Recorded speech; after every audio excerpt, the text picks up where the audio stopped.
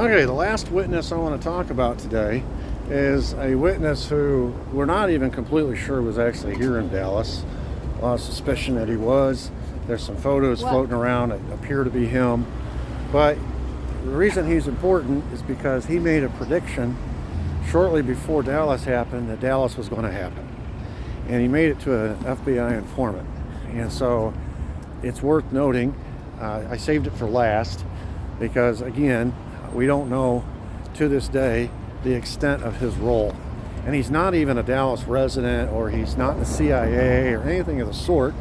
He's just one of these periphery figures that, if the story about him is true, the legend about him is true, then that means a lot more people knew what was fixing to happen in Dallas than we realize.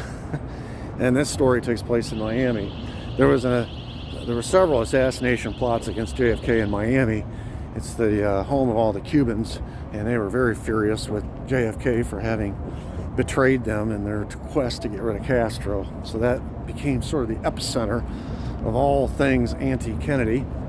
And as such, there were a lot of FBI informants down there trying to get information from locals and such. In this case, Joseph Milteer was a member of the White Citizens Council in Georgia. This happens in Miami.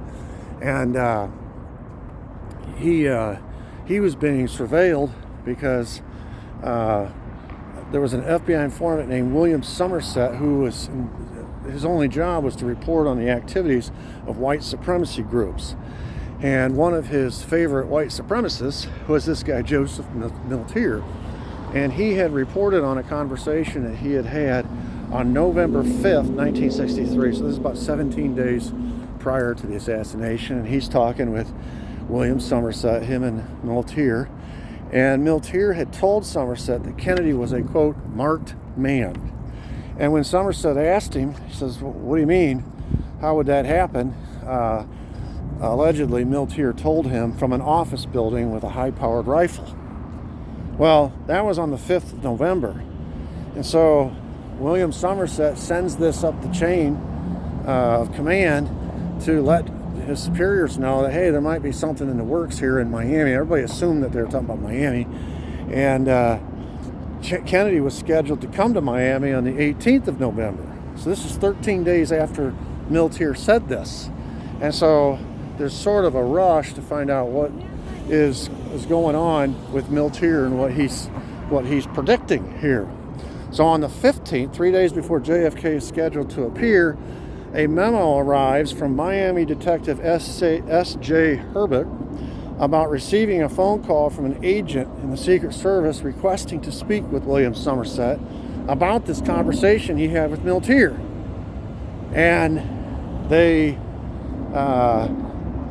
so this is how the Milteer conversation became public, because the Secret Service inquired about it. It had made its way into the right people's hands, evidently, by that point.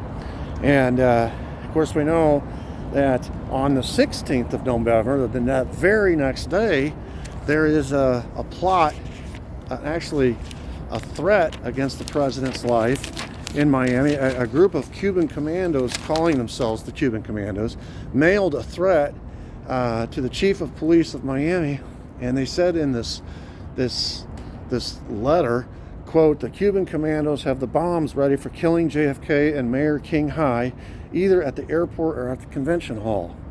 So, Kennedy's supposed to be coming in on 2 days later, on the 18th, and they have what appears to be two concurrent assassination plots on their hands.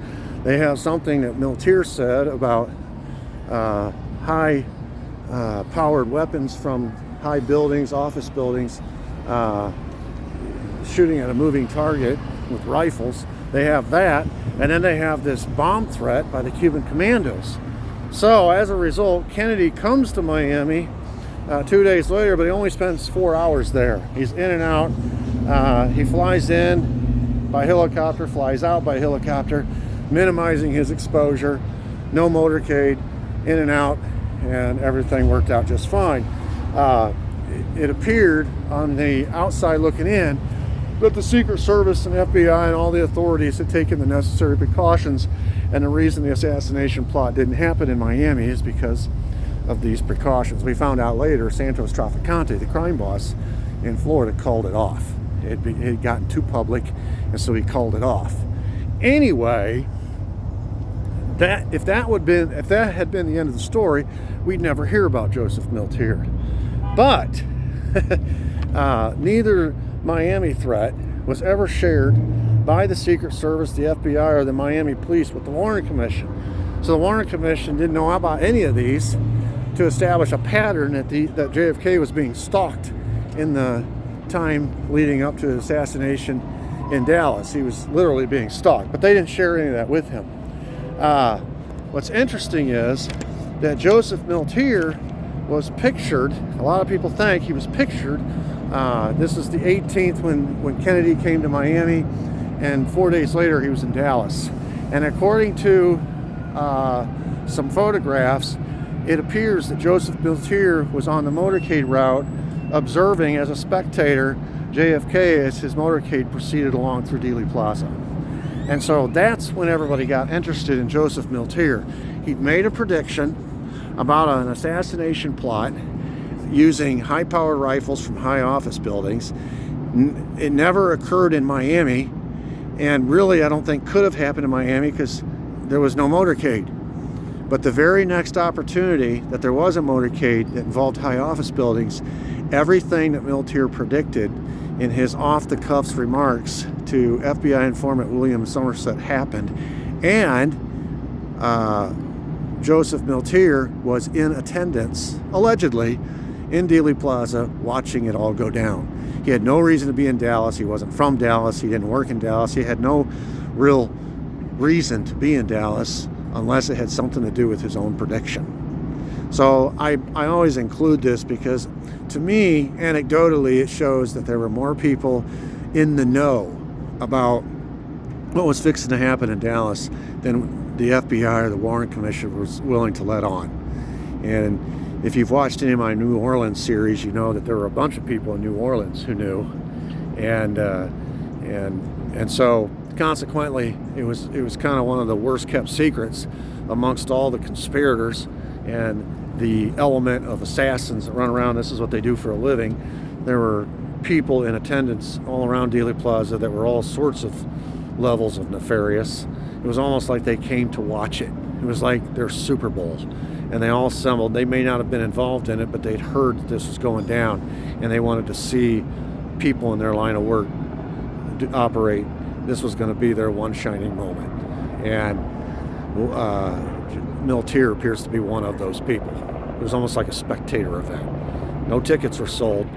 It was a free event. There were a lot of people here watching that weren't watching because history was being made. JFK had come to Dallas. They were watching to see the car wreck. They were rubbernecking, and some of them had vested interest in it. They were rooting for it to go down, and they wanted to see it when it happened. Okay, that's the story of Joseph Milteer. And my next batch of videos will not be from Dealey Plaza, but from Oak Cliff and all the surrounding neighborhood there. So that will be in a separate batch. So you want to look for those. It's going to take me a while to upload all these and such, but they'll be coming, and you'll have plenty to feast your eyes on, your ears on, and you'll be sick of me by the time you get done. I'm sick of hearing myself talk. All right, thanks. This is Barry Jones from SP History. Have a great day. Thank you.